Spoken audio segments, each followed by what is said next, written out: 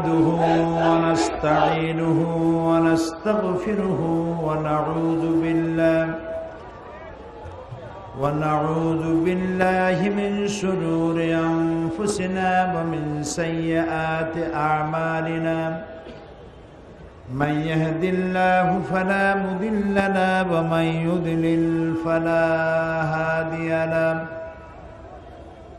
ونشهد أن لا إله إلا الله وحده لا شريك له ونشهد أن سيدنا وحبيبنا ومولانا محمدا عبده ورسوله الذي أرسله بالحق بشيرا ونذيرا وداعيا إلى الله بإذنه وسراجا منيرا فقد قال الله تعالى في كلامه المجيد وفرقانه الحميد أعوذ بالله من الشيطان الرجيم بسم الله الرحمن الرحيم إن الله وملائكته يصلون على النبي يا أيها الذين آمنوا صلوا عليه وسلموا تسليما اللهم صل على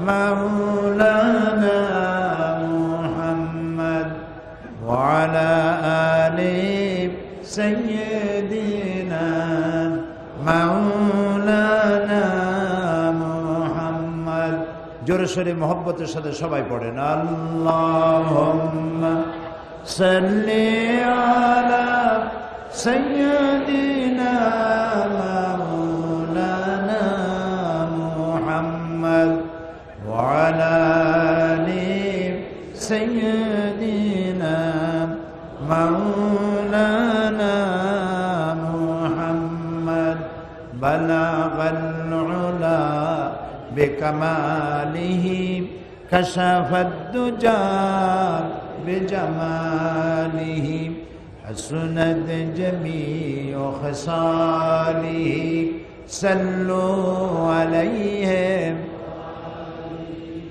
ہونا یہ پھول تو بلبل کا ترنم بھی نہ ہو چمن دہر میں کلیوں کا تبسم بھی نہ ہو بلغ العلا بكماله كشف الدجى بجماله حسنت جميع خصاله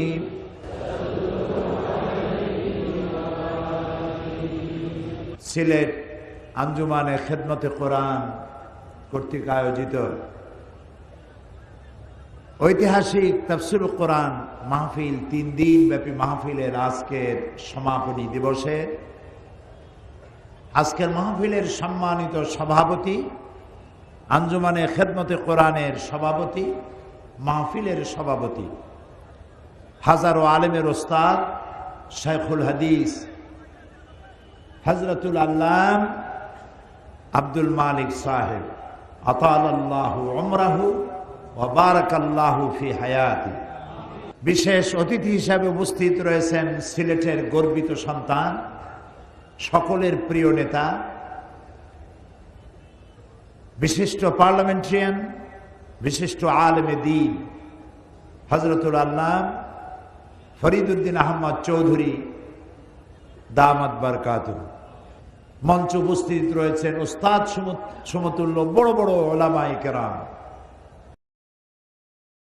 আছেন অনেক ওলামা হাজারা প্রিয় সিলেটবাসী সম্মানিত ভাইয়েরা প্রতিবেশী দেশ ভারতের আসাম থেকে, করিমগঞ্জ থেকে আগত সম্মানিত ভাই বোনেরা, পর্দার আড়ালের মা এবং বোনেরা, সুপ্রিয় সাংবাদিক বৃন্দ, আসসালামু আলাইকুম ওয়া রাহমাতুল্লাহি ওয়া বারাকাতুহু।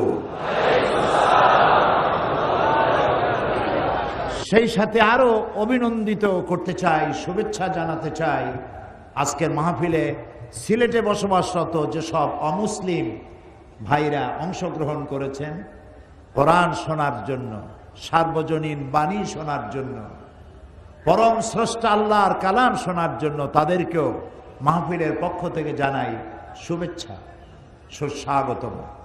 প্রথম দিনই বলেছিলাম কোরআন এটি কোনো বিশেষ জাতি এবং গোত্র বা গোষ্ঠীর জন্য নাজিল হয় নাই। কোরআন নাজিল হয়েছে গোটা মানব গোষ্ঠীর জন্য, এবং এটি একটি আজীব মুজিজা।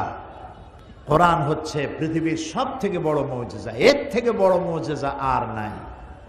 এখন আমাদের বাংলাদেশে জাতীয় পার্লামেন্টে অধিবেশন চলছে, আজ শুক্রবার শনিবার বন্ধ।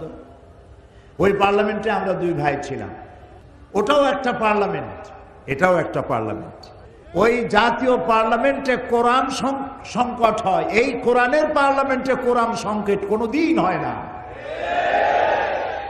বরং প্রত্যেক দিন মানুষ বাড়তেই থাকে, বাড়তেই থাকে। সুবহানাল্লাহ।